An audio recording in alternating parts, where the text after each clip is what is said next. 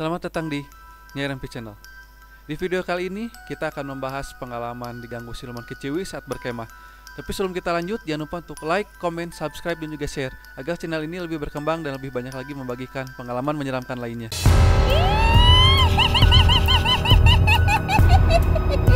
Saat itu mereka camping di sebuah danau yang letaknya ada di bawah kaki gunung. Tapi maaf, Nyai tidak bisa menjemputkan tempatnya ya.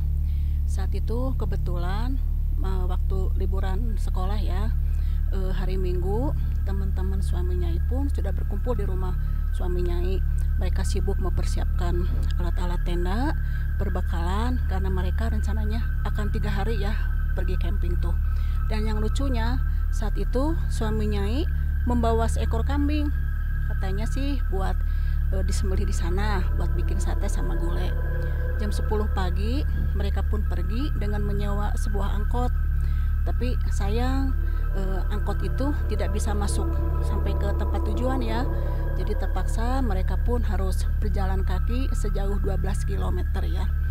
Nah, akhirnya mereka pun sampai di tempat tujuan, dan sebelum mereka mendirikan tenda, mereka pun meminta izin pada penunggu di sana ya, penunggu tempat di sana, kalau kata orang Sunda mah kuncen. Suaminya bilang, "Pak, maaf ya, saya mau ikut bercamping di sini."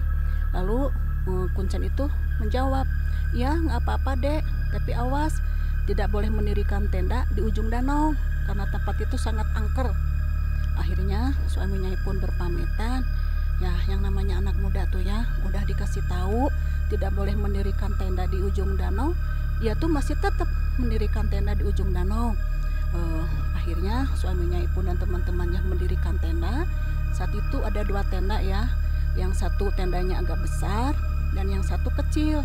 Nah, yang tenda kecil itu resleting pintunya rusak, sama jendela, kan suka ada jendela tuh ya, lubang jendela di tenda itu rusak, jadi nggak ada plastiknya. Mereka pun mendirikan tenda, yang lain sibuk menyiapkan alat-alat memasak, ada yang menyembelih kambing ya. Setelah selesai mendirikan tenda, suami Nyai dan kedua temannya tuh berjalan ya, menyusuri danau.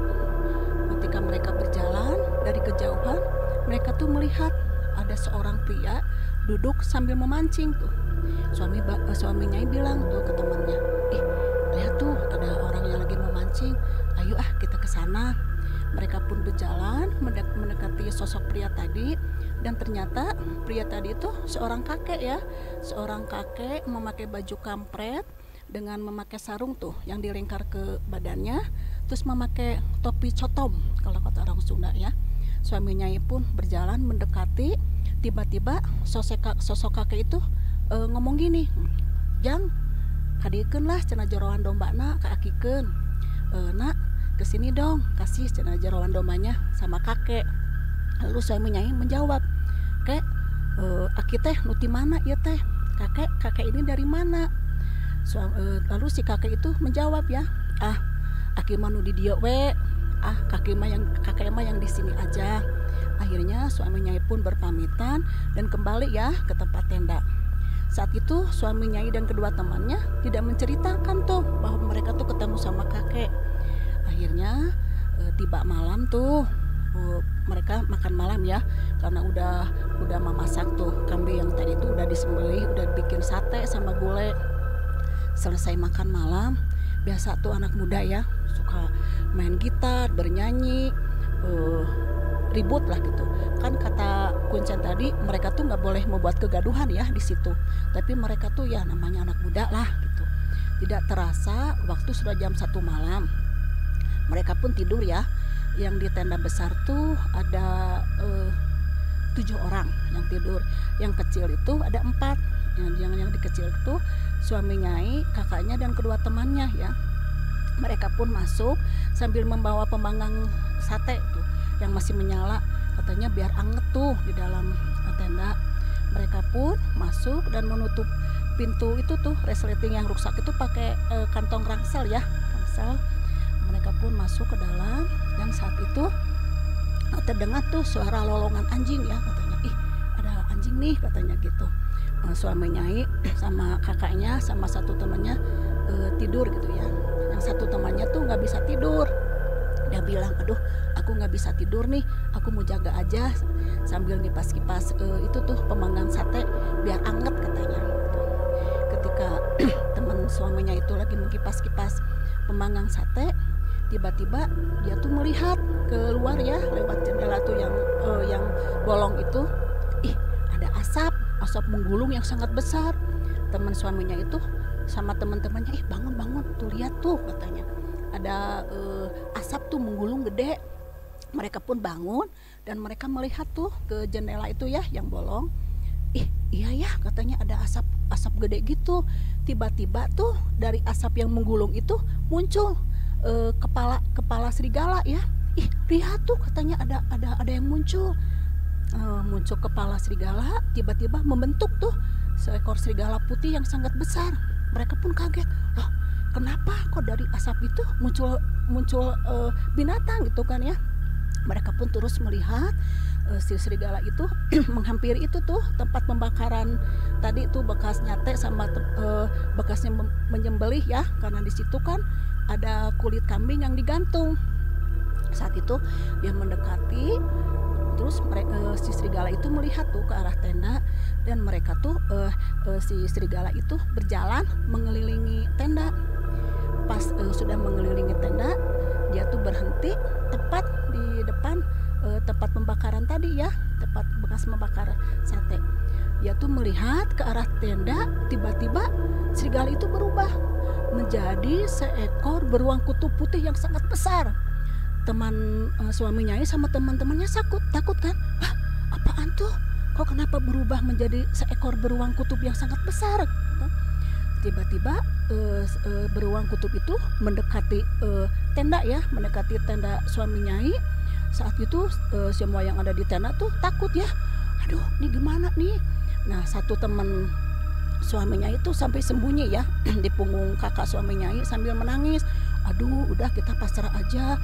Kakak suami Nyai bilang, kita nggak boleh pasrah, kita harus berdoa.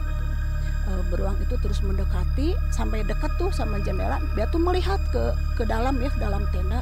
Saat itu suami Nyai, kakaknya sama kedua temannya sangat takut ya. Aduh gimana nih, aduh gimana. Udah katanya gitu ya. Akhirnya si beruang kutub yang putih tadi itu berjalan ya mengelilingi tenda suami Nyai, dan dia pun berhenti tepat di depan tenda suami Nyai ya, yang saat itu bekas tempat menyembelih itu ya. Dia tuh melihat ke arah tenda, tiba-tiba si beruang kutub itu berubah lagi menjadi seekor kuda putih yang sangat besar.